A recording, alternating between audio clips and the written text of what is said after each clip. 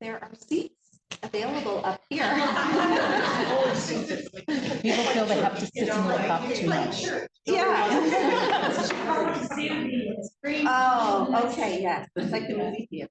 Yes. Yeah. Oh, a little short. Oh, this could risk it all, everyone. Maybe I'll just not. Good evening and welcome. Yes, welcome, front row seats. You win. Welcome and good evening. I'm grateful to see you all here, some familiar faces and some new faces. So thank you for being here. I hope you had a chance to get some snacks. So there aren't too many grumbling tummies for the next little bit. I would like to welcome you and also introduce you to our speakers tonight. So you will discover here, if you don't already know, both of these individuals have done a lot of work in a lot of beautiful places, and they are here for a very good reason. I'm here to share that with you, some of it with you. Hsien said earlier, I'm the clinician, or I'm the researcher, she's the clinician, let's get on with it. And I was like, no. So mine is a little more long-winded than maybe how they would introduce themselves, but I will begin by saying it is my great pleasure to introduce you to two remarkable individuals who are dedicated both professionally and personally to transforming the experience of patients and families facing serious illness. Dr. Sammy Winemaker and Dr. Hsien.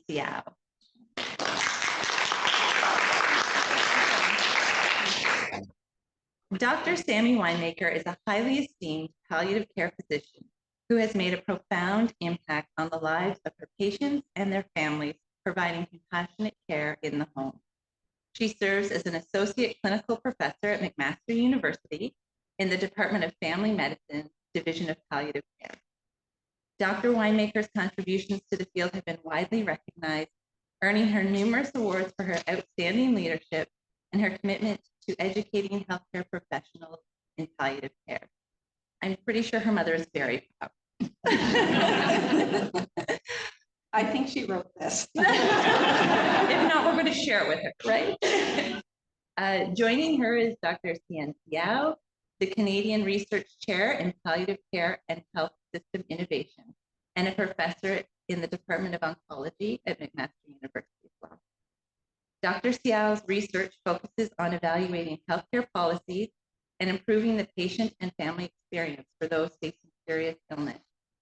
He is also an educator, teaching design innovation for health system changes, furthering his mission to enhance palliative care through innovative approaches. I'm sure his family is also very proud.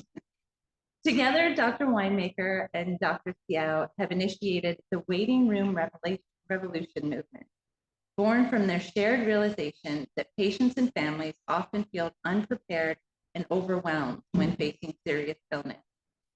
They recognize that educating healthcare professionals alone was not enough. Instead, they advocate for empowering individuals, families, and communities as a catalyst for change. With this in mind, they have authored a guide specifically for patients and families navigating the challenging journey of a life-changing diagnosis.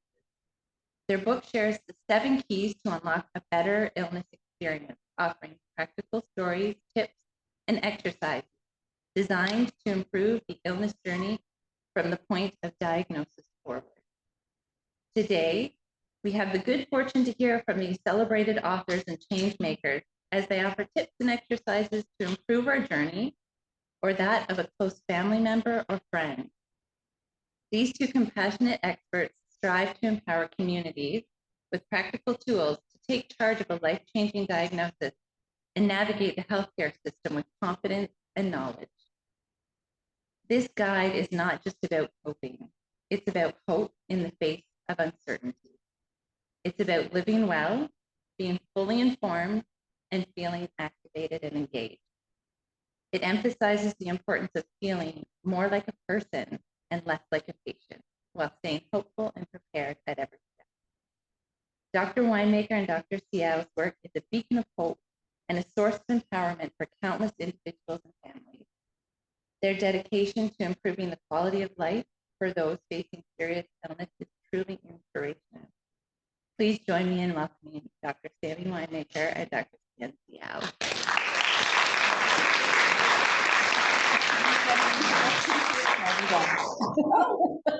That wouldn't be like that. If you write it yourself, it will. We say, this is the nicest introduction we've ever had.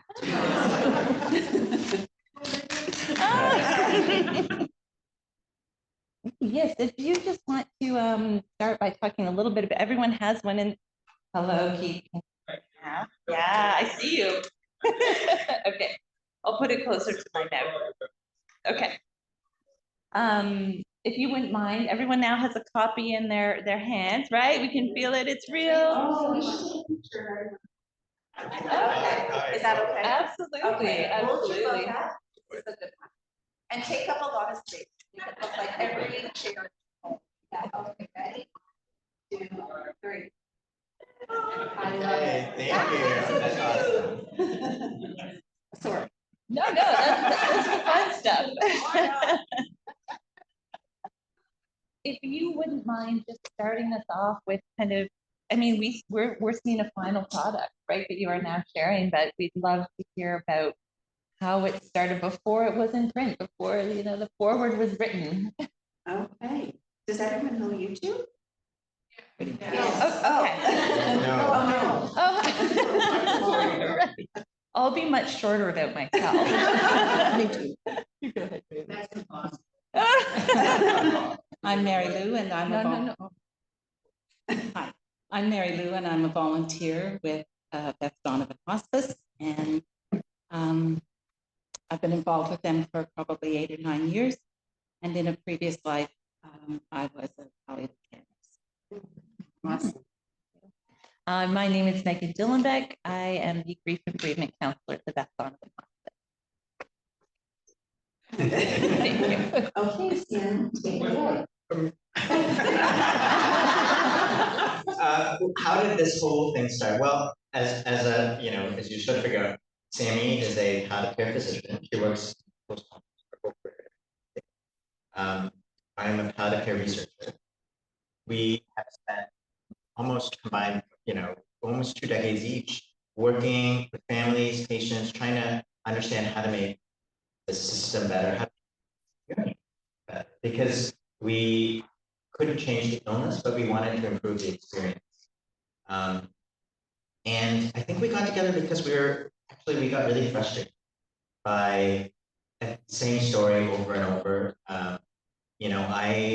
When I was young, my mother had cancer. We also went through the journey, and we really felt we didn't know what to prepare for. We really felt unsure what to expect. We never got this thing called palliative care, and more than that, we never really had the knowledge of what illness was, how it was going to unfold. And so, that stayed with me. It got me interested in research, but I hear the same kind of story over and over. And so, as much as medicine has progressed, how we care for each other hasn't changed. The system actually got more bureaucratic. And so we wanted to figure out a way to change that. And as Hsien mentioned, I work in people's homes. And yeah, I after some years of feeling amazing about the work I was doing, I realized that I was seeing the same situation over and over and over. And I felt like this is very ironic because most people I meet are in the final chapter of their illness.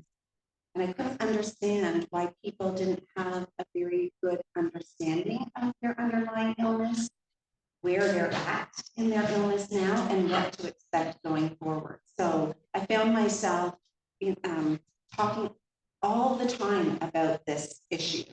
And then I started thinking, there is something really wrong here. And I went from feeling amazing about what I was doing to feeling very alarmed about what I was seeing, and also started to feel like I was part of the problem, like almost like cleaning up the act at the end, like a customer service department or something. So Oh, and what you asked. So long story short, it was Hsien's personal experience and research experience and my bedside experience in people's homes where people tell you everything, that we decided enough is enough. And as Hsien said, we can only try our very hardest to change the education of healthcare providers and the practice of people who have already graduated in healthcare for so long. If we don't see the needle moving fast enough, you have to come up with some other way to do it.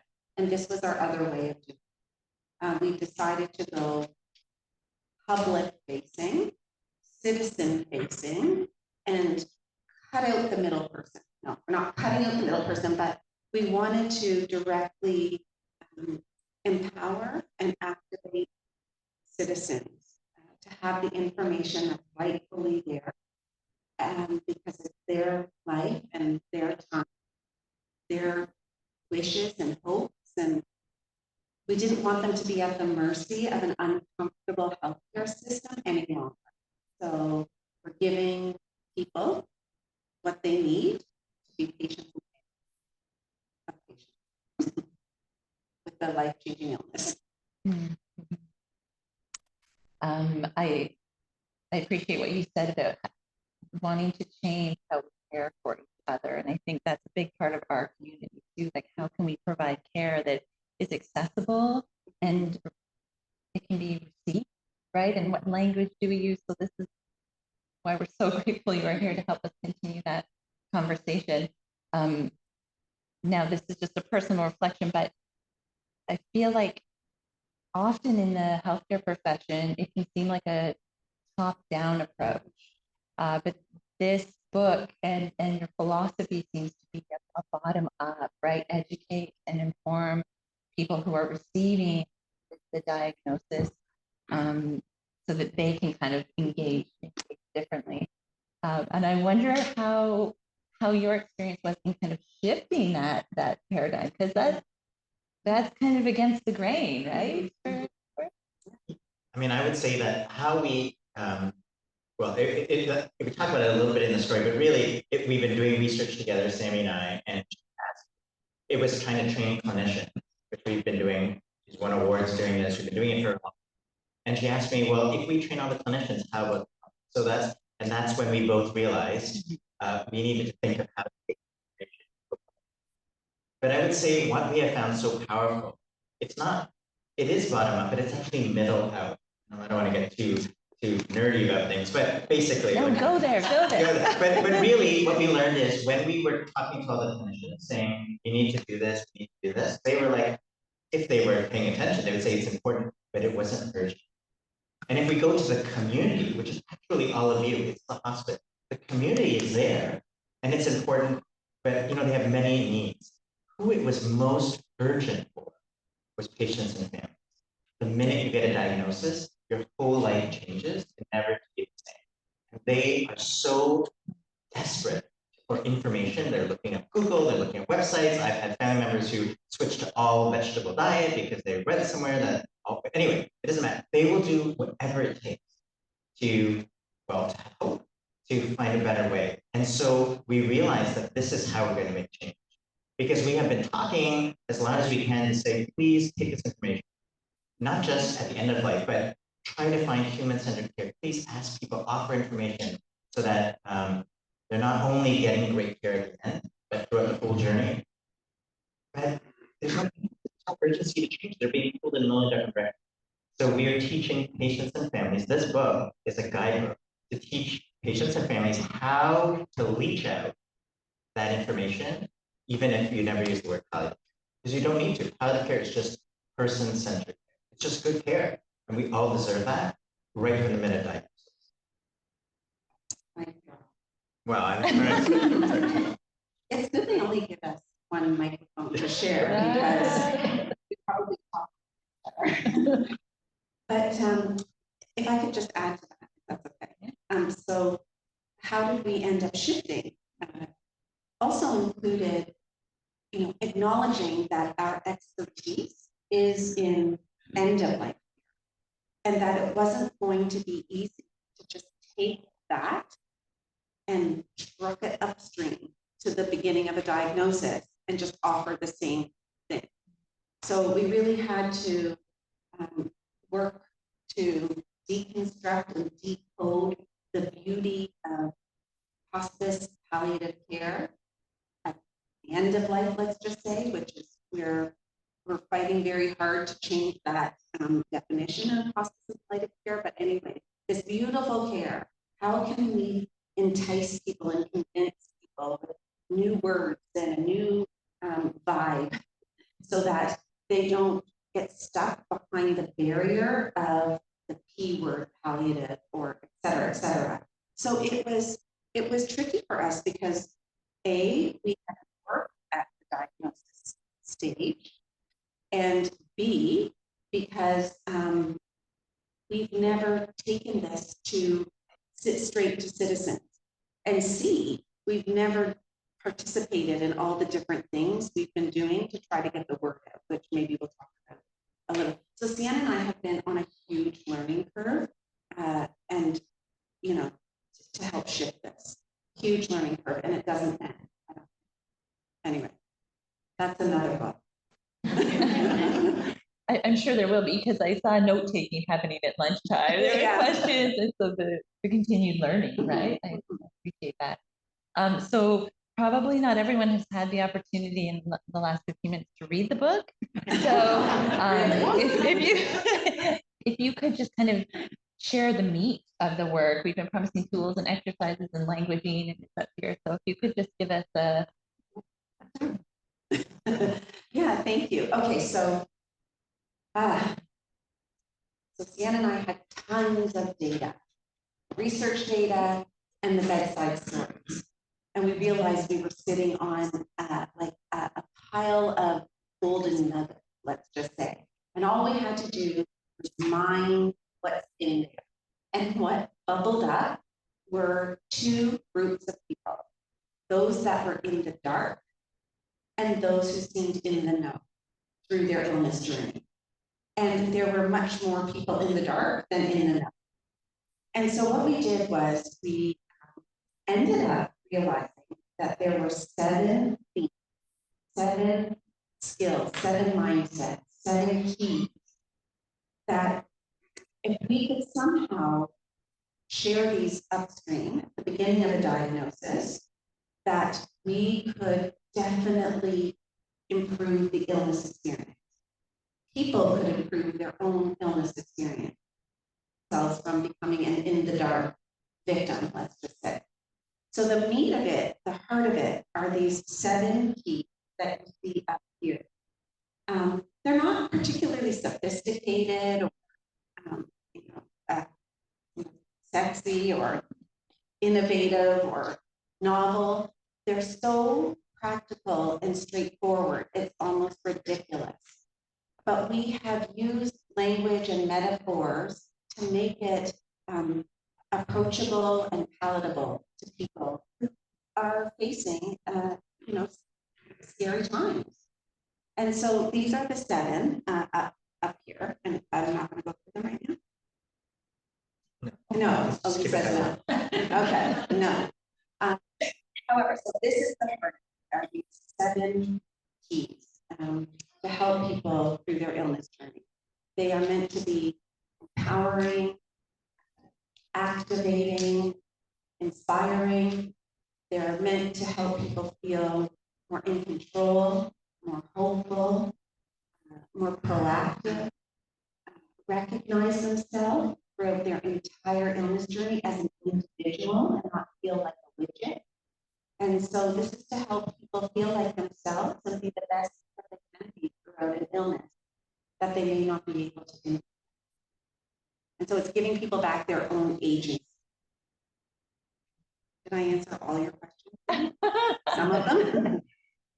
Some of them, yeah.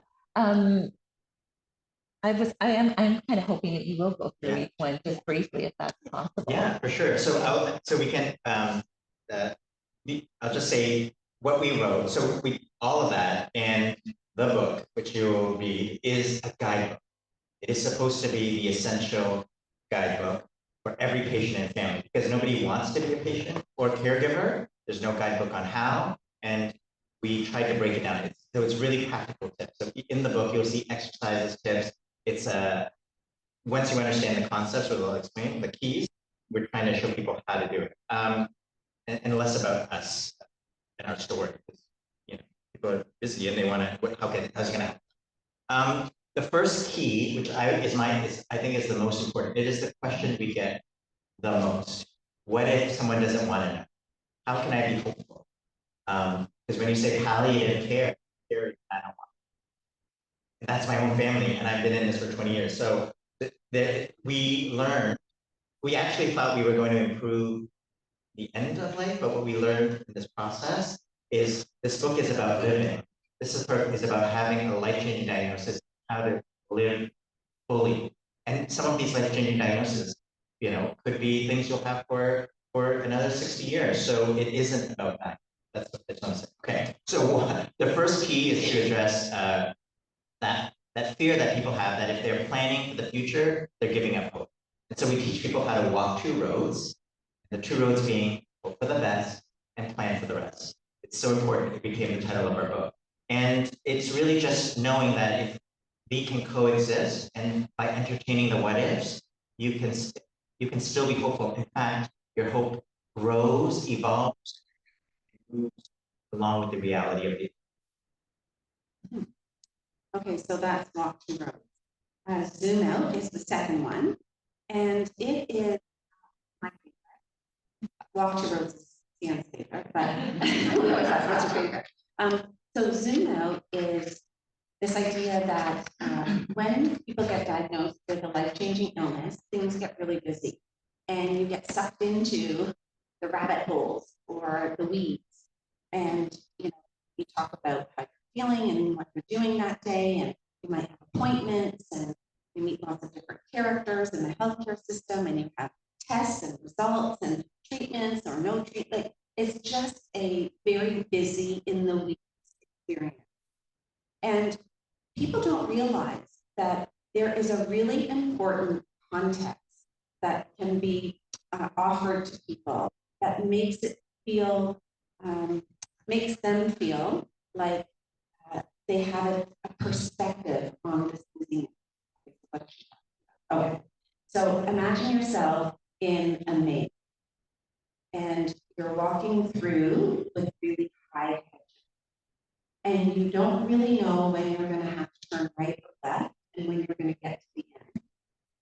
But if someone picked you up in a helicopter and you saw the maze from the clouds, maybe not that high up, you would see the pattern.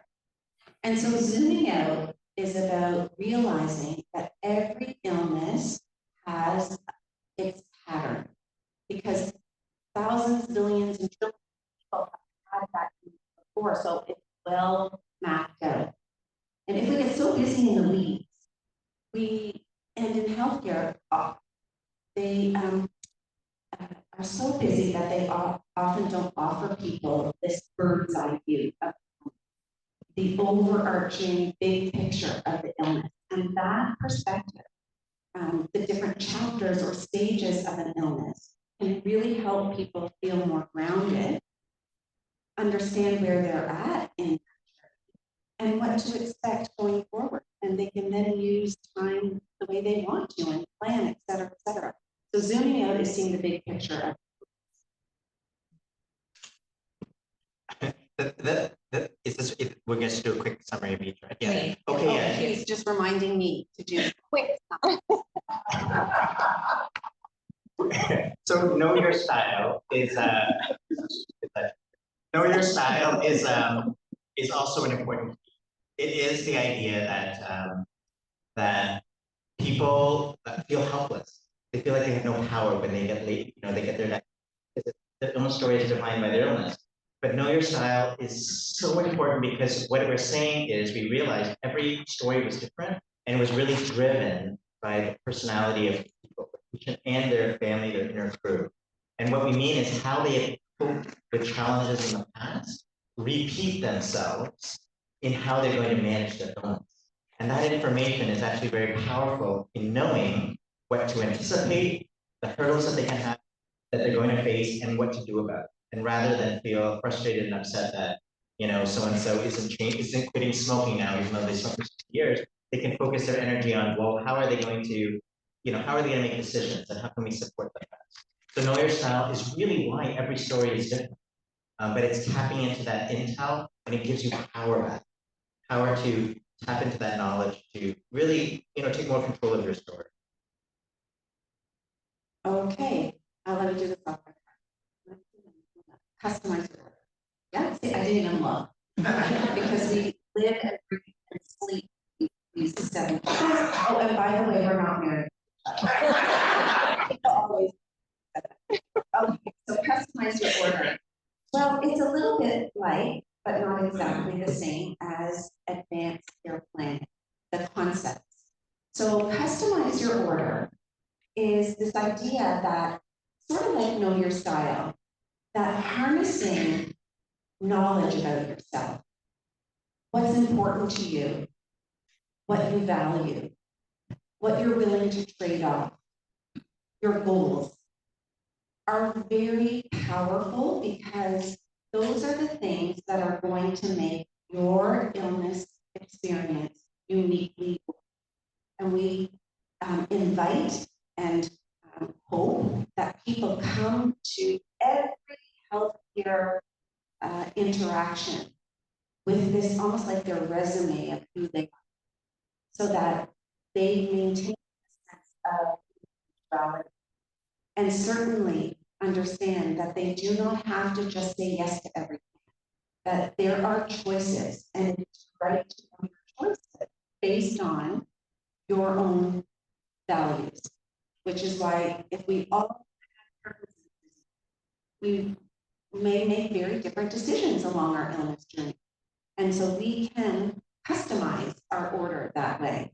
It doesn't mean we can just ask for anything we want. We can't get lobster on the menu. A steakhouse. Oh, you can, actually. I think they have surf and turf. So that, I'll come up with a better metaphor. I think that's what I mean. Okay. Oh. The fifth key is called expect ripple effects. And it is the recognition that although the person with the illness is the focus, the spotlight's on them, there is a whole team, there's a whole inner crew around them. Their illness affects everyone around them in different ripples. Those closest to that patient have the biggest impact. And it is a nod to the family, the inner crew who will be affected, but also actually the ones who are supporting that patient.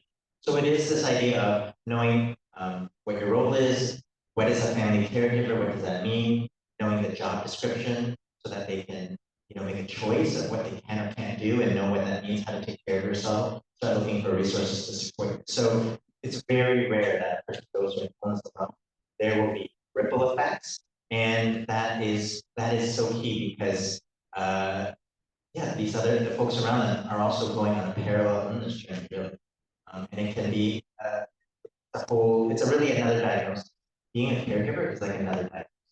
And so we talk about that and how to do it. Oh, I like that. Never said that. No, Oh, no. Okay, so connect the dots. All right, so connect the dots is sharing with people at the beginning of their illness journey that the system is got a lot of good qualities, but it's not perfect. Are you surprised? And that there is a role for patient and family or their crew to take on some of the management pieces, be almost like the carrier pigeons or the glue, whatever metaphor you want to use. And so it's not fair to let people get very deep into their illness journey and not realize, oh, I wish I could have kept track of things differently, or realized I've suddenly become the coordinator of everything and the navigator of everything. So all these things out and give tips on how to connect the dots. And I'll do the last one because I have a microphone. Okay, invite yourself. See, I just did, and role model. So invite yourself is okay.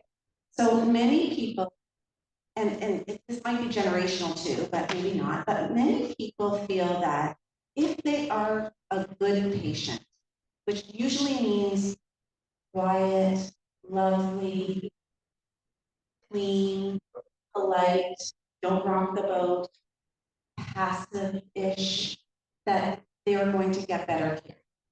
Well, those people are so easy to care for. However, they will get standard widget care because they'll just get what they get.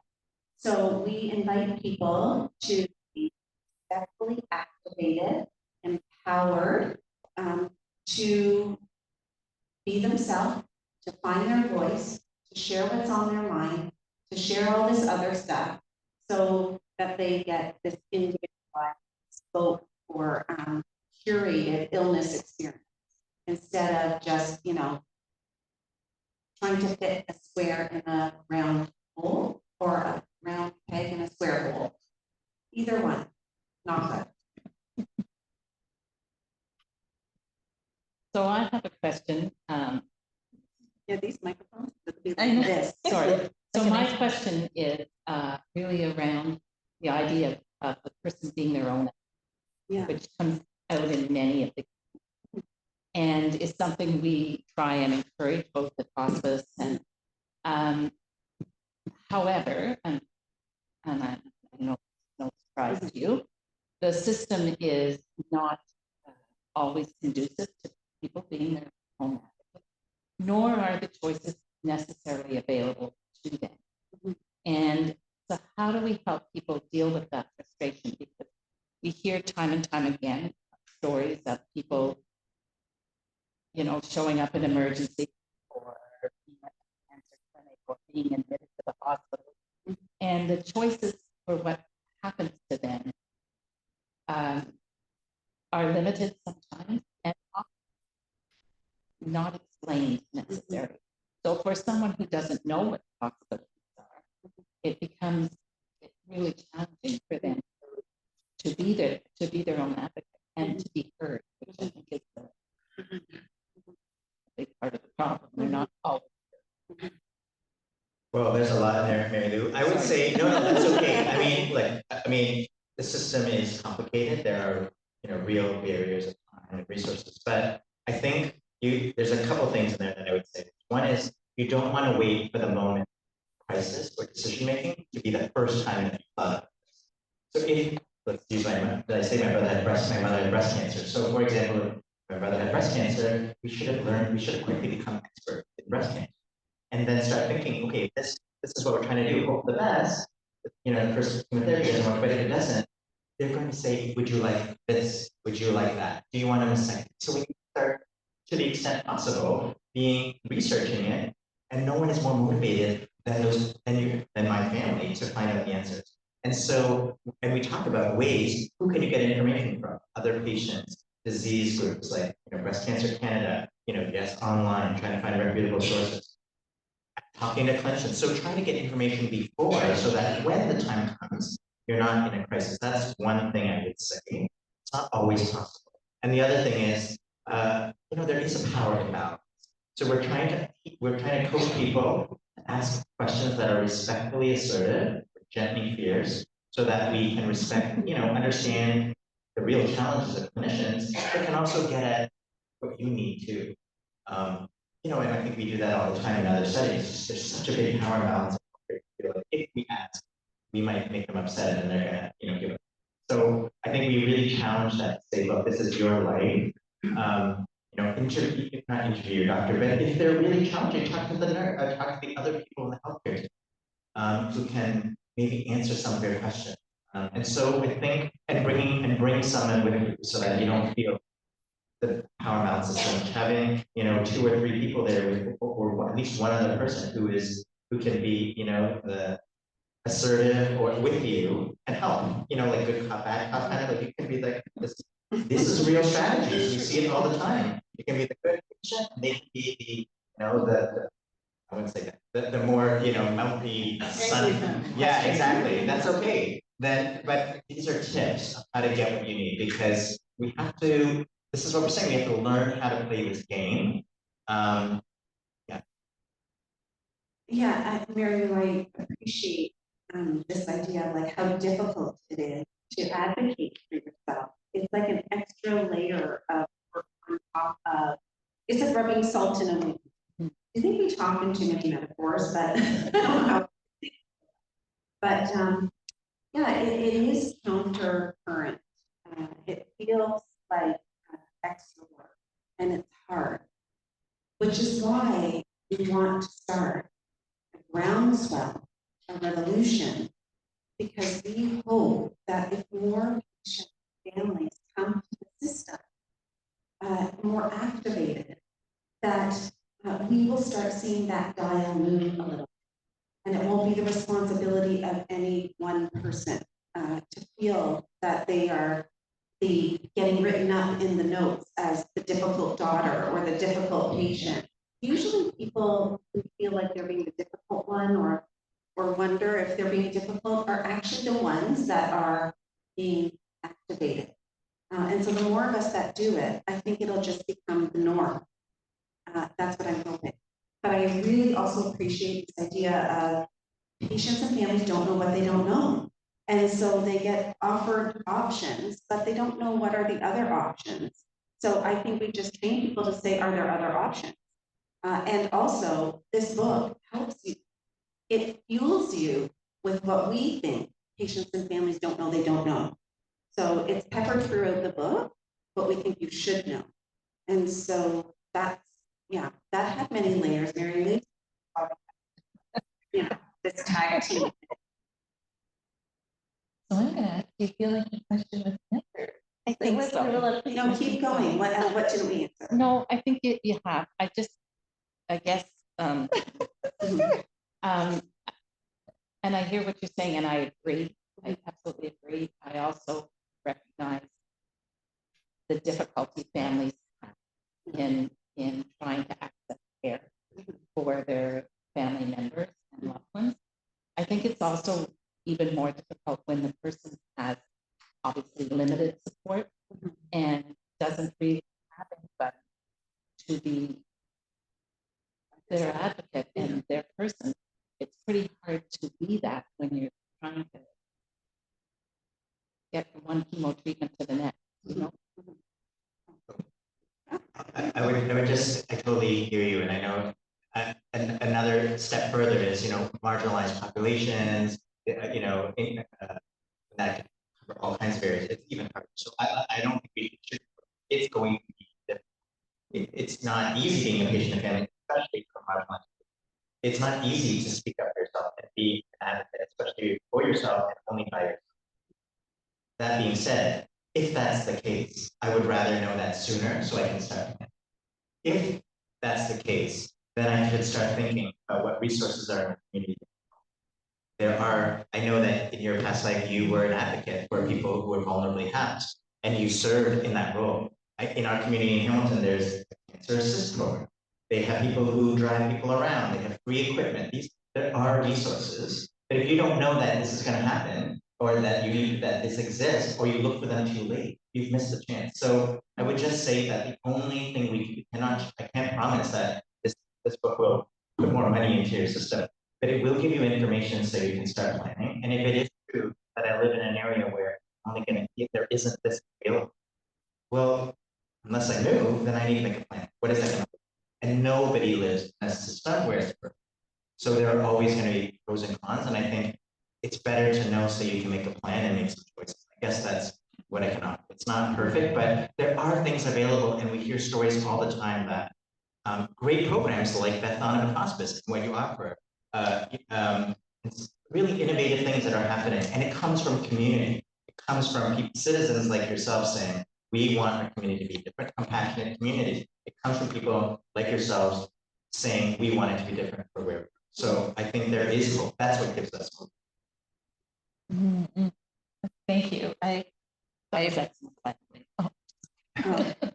thank you. And I appreciate how you don't sugarcoat it, right? Like, it's going to be okay. It's in this field, there is dark and heaviness, but there is also light and hope. And it's so easy to get entrenched and feel hopeless. So I appreciate it. This also exists, right? They both exist. Some of my favorite experiences come from hearing someone. I think Seinfeld's a really good example. I don't know if it is. I'll throw it out there, but some of his jokes, you hear them and they're so relatable. You hear them and you're like, that is so funny because it's so true. And even in learning, when you hear someone speaking and what they're saying is something you feel like you already knew, but you didn't have the words for it. And you have said, this is not innovative language here. Like we're not creating, and yet this work, you've been praised as being revolutionary in this service and programming and education tools. So how would you describe it as being revolutionary in the field? Well, thank you. I would say that it's revolutionary because we're trying to affect change from the beginning. Before we set forward on a journey that can easily go sideways. So that's one part. It's revolutionary because I think most people, patients and families, feel they need to be a good kind of patient and family. We still want people to be respectful, but we can be a little more activated, and we can take some charge of our own situation. And it's amazing to feel that there is more than you think you can have while you're facing a serious illness. And so I think that's the revolutionary part, is that, it's upstream, it's citizen facing, and it's a social movement. What else? And it's actionable. So it's not just philosophy. It's not just us talking about, oh, the system sucks and we need to do differently and something has to be done, And it is, hopefully people will find it practical and actionable and doable starting tomorrow, should you read the book. So that's the revolutionary part. And I think what else was revolutionary is the fact that we have been using different avenues to try to get this information out. For us, it was revolutionary. I never even listened to a podcast and then decided, well, we better get this out to a podcast. So we started a podcast. And then we said, there's this thing called, and actually people don't just email anymore. There's something called social media. Let's start that. Well, that becomes a million different social media platforms. And so it was revolutionary that two old fogies, got themselves on TikTok and Instagram and LinkedIn and Facebook and Twitter. Is my breath out? No. Anyway, so that's revolutionary as well. And that we, aren't authors, and that we wrote a book, and we're making a workbook, and we're going to have a course, and it just keeps snowballing. And so, yeah, I think that's, what do you think is revolutionary? Anything else? No, that's good. That's good. Yeah. Okay, you can do that. Yeah. No, go ahead. Okay. I hear personal growth in that too. Oh, Yeah, the personal pain points. I relate to technology. So yeah. I wonder, so again, this book is it's new for some of us, not new for you. So I wonder what have been some of the ripple effects that you have seen from this book getting out there, and what people have done with it and what you're hearing now. Cool. Thanks for that question, Megan. So yeah, I think when we started, we've been at this for 8 years. In our wildest dreams, and we never thought we would be in a stage like this, talking to citizens. That's what we set out to do. And for 20 years, we've been talking to clinicians. I love clinicians, but sometimes I'm like, really? Like, come on. Anyway, but I think it has been so amazing to get feedback about how this information has helped people. we've seen on Twitter, people will say, they quickly pick up the terms. We've had clinicians say, I used to say hope for the best, plan for the worst, and now they change and say hope for the best, plan for the rest. That little change, which took us like 6 years to figure out, I'll be honest, makes a big difference to citizens who are listening. I don't want to plan for best case, worst case. I want to plan for best case and what's realistically something I need to plan for next.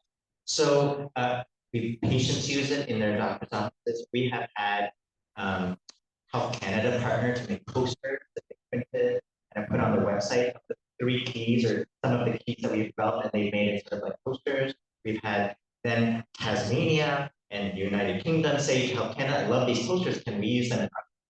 We've had Indigenous communities in Australia say, we love your metaphors, can we adopt them and use them? And they just tweak a little bit so that, the symbolism, the graphics match more their culture. So people have taken it and made it their own, and that has been incredible. Yeah, we've had people take our book and do book clubs. We've actually had a nurse educator, Ruth Richardson. She made these little pins for us, which we're wearing. But she took our book and did like a course. She made a course out of it. 7 weeks in the 7 keys, and has taught people in her church community, which is amazing. And so we were like, well, actually, we had thought about a workbook and a course before, but people are doing it before. So that's how we know we're in the right direction. So it has been, when we say it's a revolution, we realize it is not about us. We are not the people to start a revolution, but we can be the catalyst. What we mean is we need to give this information that belongs to patients and families and allow them to take it and make it their own. And that's how we'll see real change in the system, because you've made walk 2 roads your own. You can use different terms, but when you go to your doctor and say, I want to walk, avoiding this question, that's when you'll get the answers you need. That's what we hope for. I do have a question about meaning.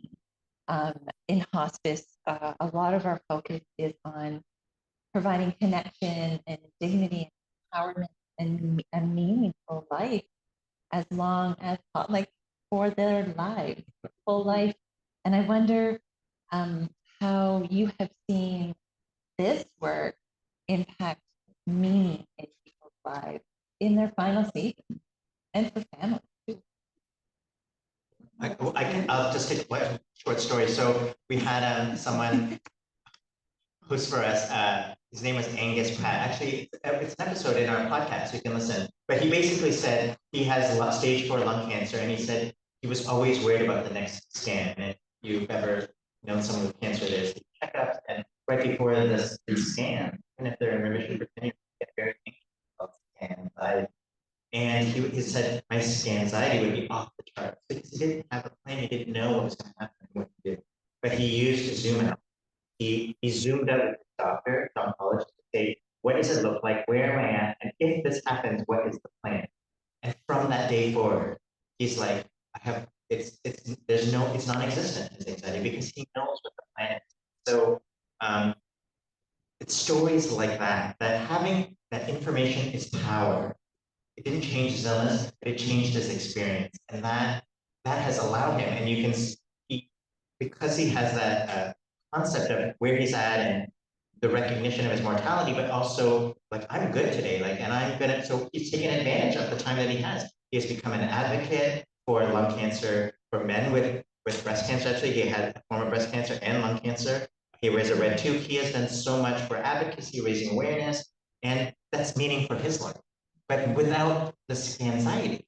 So as opposed to sort of being worried all the time of where am I at? So that's what that information can do. That's how. Sorry, that wasn't that short of a story. Who's long-winded here? No, that's important. That's a good example. Yeah. Are you waiting for me to say something? Well, I don't want to cut you off. Well, and I think I'm appreciating when Hsien's speaking, just this idea of how freeing it feels to actually have factual information that's not fake news, about your situation and what to expect. I mean, people, catastrophize things if they don't have real information. We tend to make things more dramatic or think of worst worst case scenarios. And so helping people to get the realistic information is very freeing to find meaning in whatever way people want to spend their time. There's way too much energy involved with that by fears, misconceptions, worries, feeling like you're in the twilight zone, in Limbo. It's helpful when people feel more grounded and they can adjust and move on and find the meaning. Can I say one? I'm going for the record for longer. Okay. But the word that comes to mind is actually empowerment. And I know that's a scary word, but what I think, building on what Sammy is saying, is when they have this information, they feel empowered or activated, we say. But I'm just thinking of like when you're facing a serious illness, it can be very powerless. We feel helpless because yeah. And so the ability to know that you have some agency and power, seek out information which gives you choice and control, even if it's bad news or not the news you were expecting. That's still that feeling of I have some power in this. I'm not reduced to a number, an illness, a body part. I am still me. I can still have control over how my story continues. That's really powerful. Yeah. To the topic. Okay. Yeah, your dignity in that too. Yeah. I'm wondering if we can open this up to questions. I can bring the mic to the stair. Please go. Yeah. Oh, that means he's going to get muted now. It's not really a question.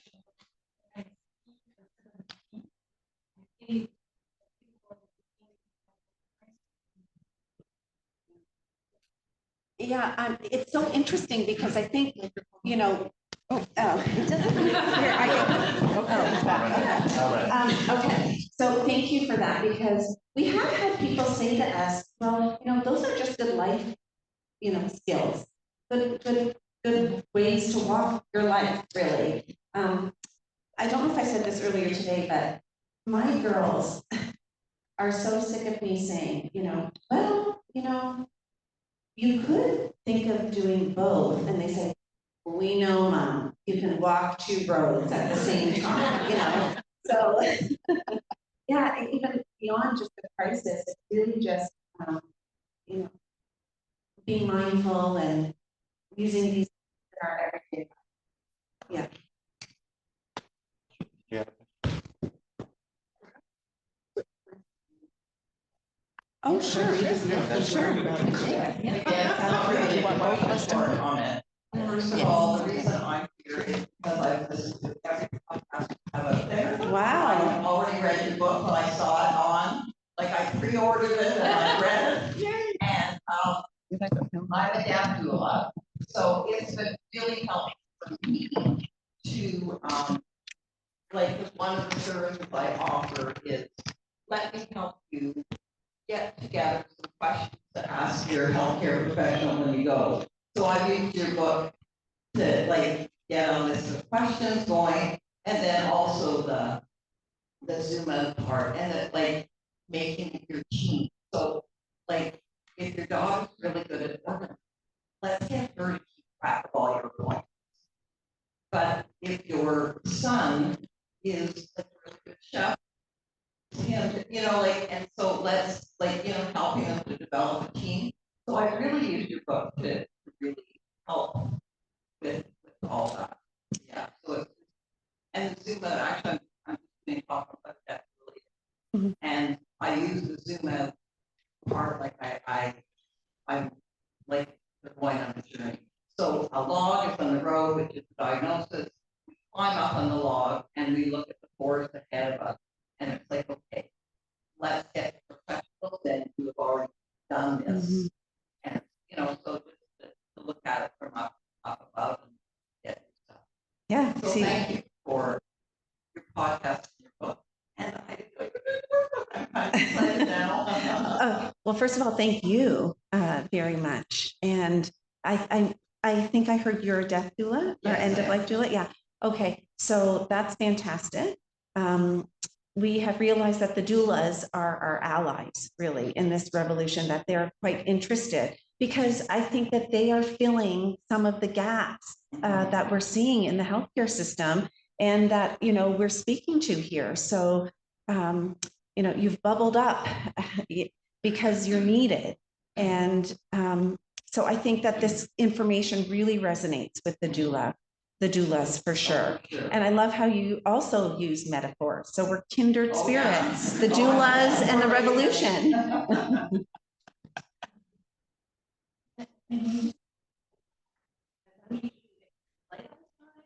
What is your part by?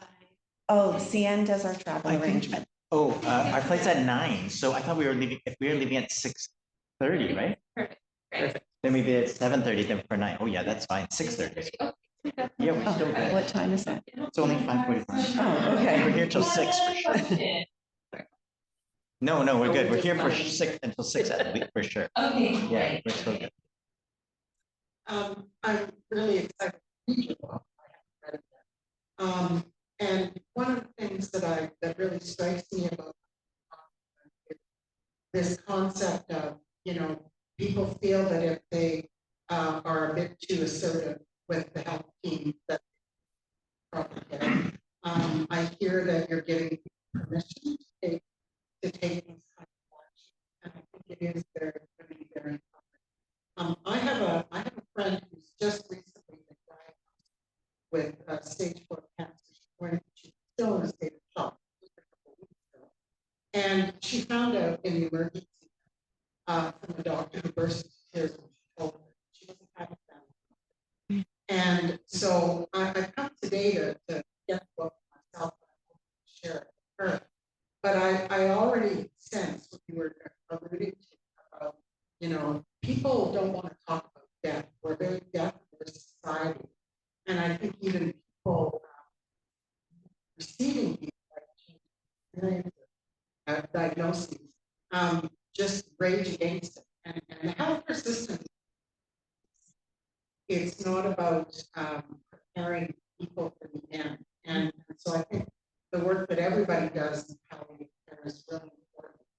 And anything that I think gives us vocabulary, gives us another way to broach the topic is really important.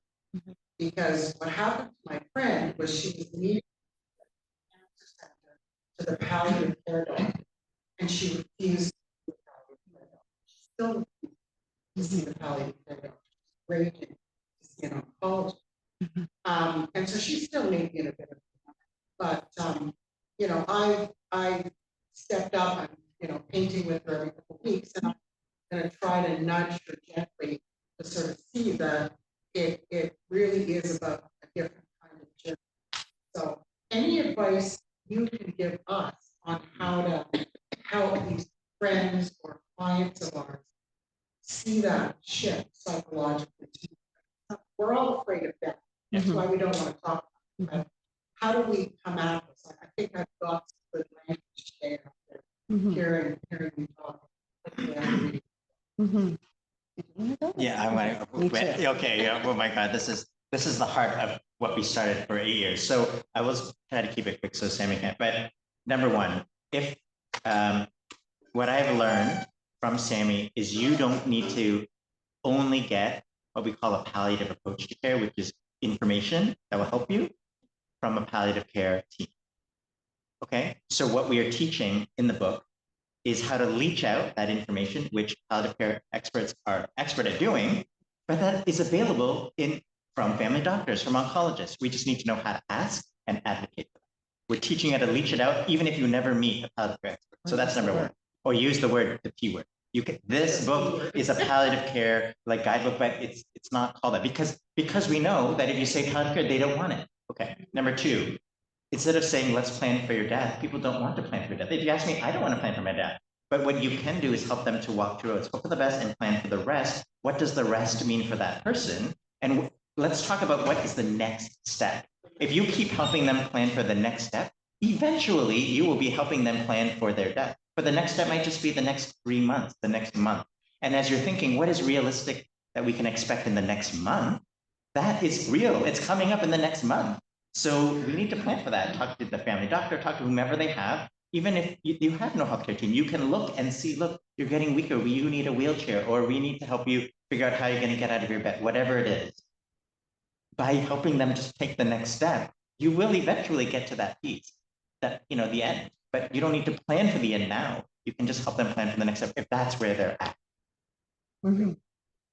One of the things I have learned in my work is to try to get a sense of the person's readiness when I meet them, because I can see what this is going to be like. I can see how this is going to unfold. It's almost like you have a crystal ball. You've done this so often. And those of you who work in this, I mean, we know a ton, but that doesn't mean that the person in front of me has to know a ton right away. And so it's really important to develop that sense of, okay, you and I might be at different stages of readiness to take this on, and so we need to respect the fact that, especially if you're diagnosed at such an advanced stage of an illness, it's like being in a car accident. There was no like long landing strip, that feels more like a cliff. And I would suggest that your friend probably is not in what we call big D denial, like she's saying, nope, I don't have it. Nope, I don't have it. That's big D denial. But small d denial, let's just say, is a very important and should be well respected coping mechanism for people who are just not ready yet. So the key is to keep inviting and nudging, and at some point, the person's heart and mind will probably align more with what's happening in their body. So yeah, just be patient and be present and offer yourself as the best medicine out there. Yeah, and you're probably ready to go for it like I am. Like my father was diagnosed with a cancer, and he was diagnosed and he passed within like a 6-week period. And I thought, and we were deep into this work, and I thought, okay, I am just going to fiercely get in there and get my family all organized and make sure we all have all the information. And, I was like number one enemy in my family, because the rest of my family were at different stages of, being ready for that. So I think the shorter time you have, the harder it is. I think we would all agree with that. So this is, but hopefully in most case scenarios, we have a diagnosis and we do have some time before we feel like we're, and prevent this feeling like we're falling off a cliff. Yeah. Thank you. So I have a question. It's a little bit of a follow-up to what you said, and also around knowing your style. What advice do you have for people where the family style is not all the same, where the family style is one of disagreement, when it comes to handling a crisis? And the families are, messy, right? We know that. What advice do you have both for the person who has the diagnosis, but also the person who might be their number one supporter? How do they have those kinds of conversations with their family? And how do they advocate for themselves within their own family? Yeah, but I think that it's more common than not that we have a mixture of styles within a family, a mixture of people's readiness, like we just said, to, talk about things openly or not, or to go there, right? And I think that has to be respected, that not everyone has to have the same style, not everyone has to be at the exact same place of, readiness to have more information, but everyone needs to know that there is more information to be had, and that if we could find some common ground about our shared understanding of what's going on with this particular diagnosis or this particular issue we're facing, then, more often than not, there are often ways for even people who are very different to find some common ground and to be able to move forward.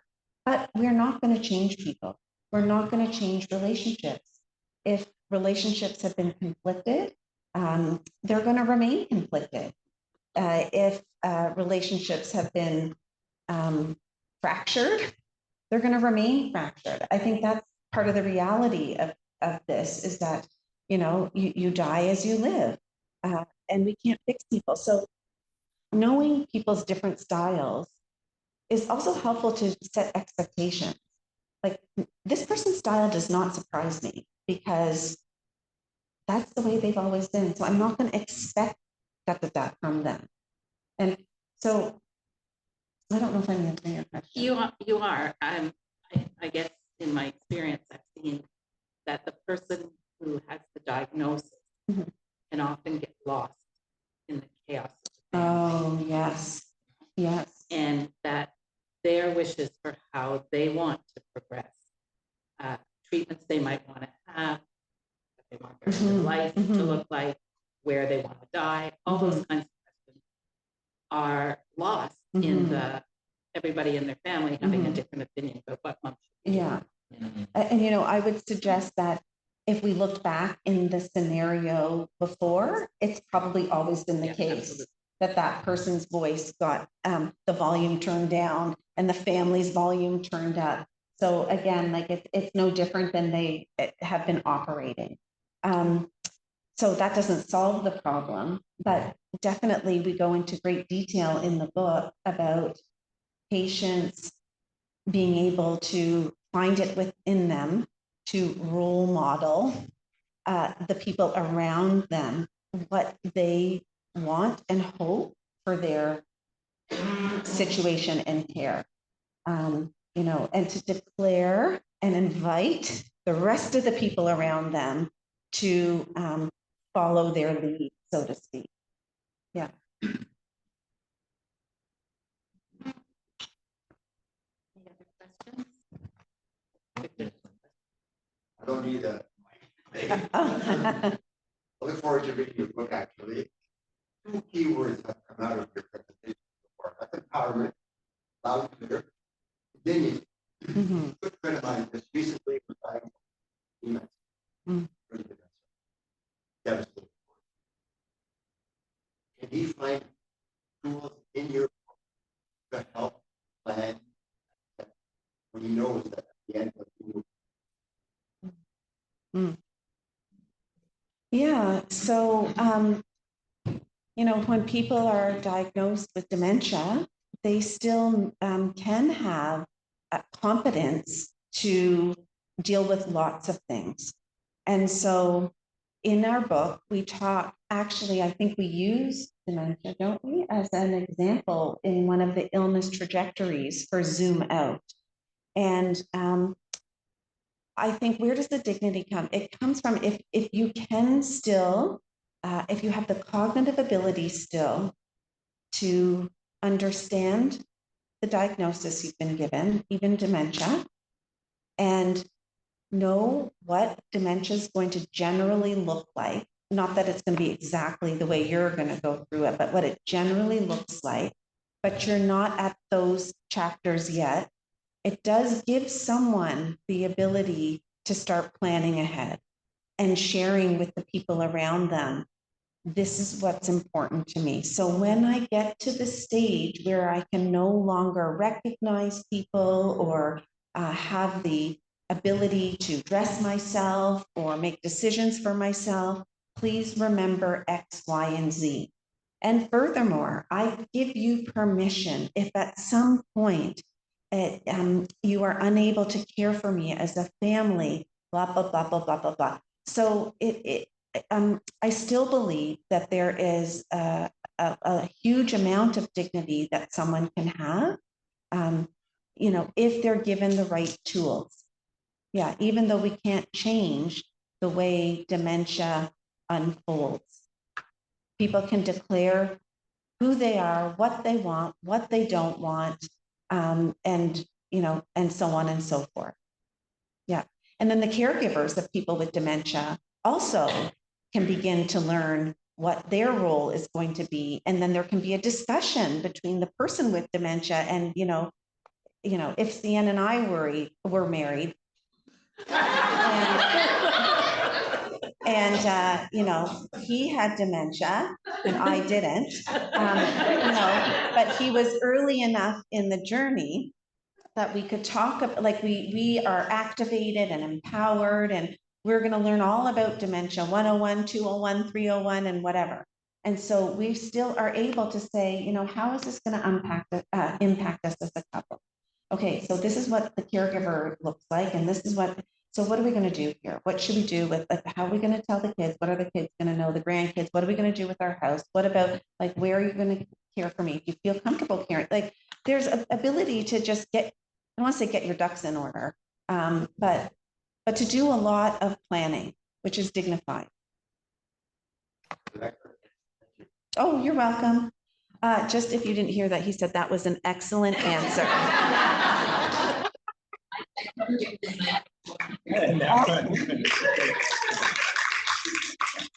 I mean, They're clapping. yeah.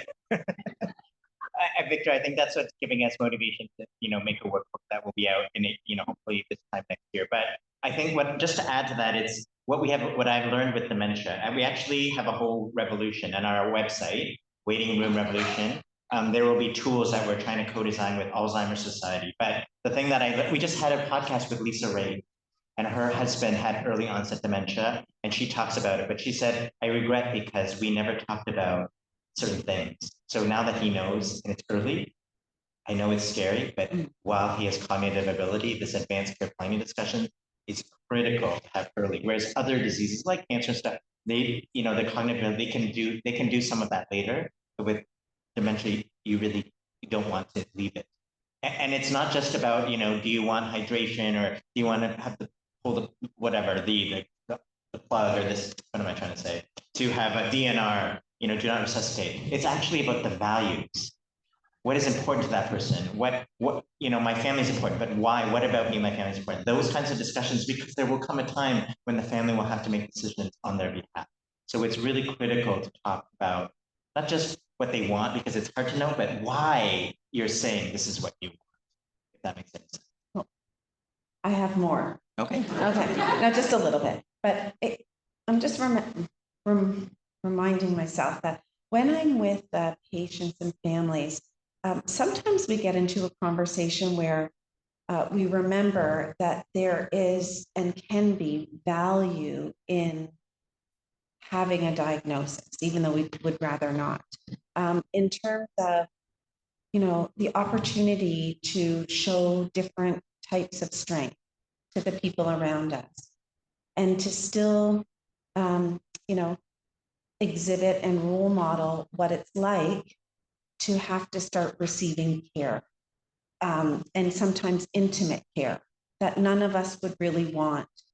And so people can still be incredible educators and role models. And there is dignity in knowing that you are walking a very difficult road that every single one of us will walk with some type of illness. Might not be dementia, but it might be another illness, unless we just grow old. But every single one of us will go through a chapter called dying. And it's not a light switch. That's death. Dying happens over a period of time. And so for the people who have an illness before us, they are helping us to understand what it's like, what we're going to need ourselves.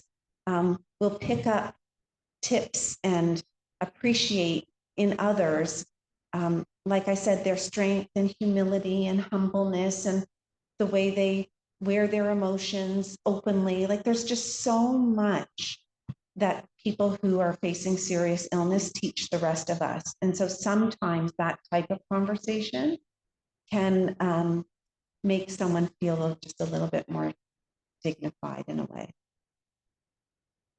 I have one more thing too. Listen, really quick, because no, you hate, but this thing about dignity, it's not just about dementia. For any illness, there is this whole body of work by Dr. Harvey Chachnoff.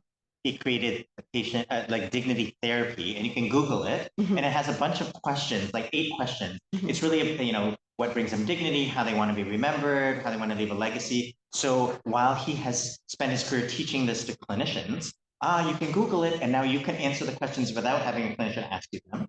And that might find that meaningful for himself, but also to his family, because it's in his own words. And that would be true for anybody with any illness, because the questions they ask about how you want to be remembered and et cetera are things that evidence, tons and tons of people have shown increases people's dignity. Dignity therapy. Dignity therapy, Harvey Chachnoff. He's from Winemaker, University of Manitoba. Manitoba. Because we have that book. Oh, yeah, awesome. In trying to respect time, I'd love for us to close now, and maybe you can have the opportunity if you would mind thinking around it. This would be a great opportunity. We will get you off in time for your flight now, so feel free to reflect time. But just on a personal note, I'm so grateful for this conversation. I'm feeling so inspired, inspired by the work you do and you are sharing, the language you are using, all that it comes from. There's so many pieces. And I'm also inspired by the work here. For me, it's connection, community, education, government, and who could ask for more in this work. So thank you. Oh, wait, we have two things to say.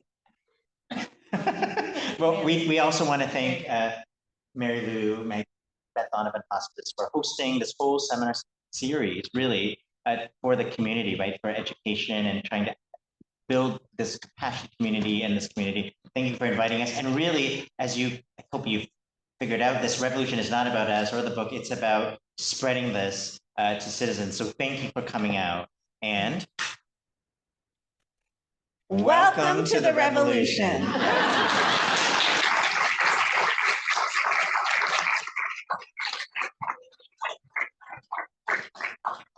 We can click in. Thank you so much for both of you for being here. It's been a great discussion, and it makes me really excited to get back to work and all the things we do at the hospice. So we're so grateful that you come, and we hope to be able to help spread the word. Spread the revolution. yeah. Don't make us do 1, 2, 3 again. We'll make you do that, I promise. Yeah. Oh, thank you so much. Thank you. Oh, I hope that there are those amazing sandwiches from out there in the back. You might have to make a trip Oh, around, no, but thank you very much. And Yeah. have a safe trip home. Yes. Okay, so we're gonna come down here.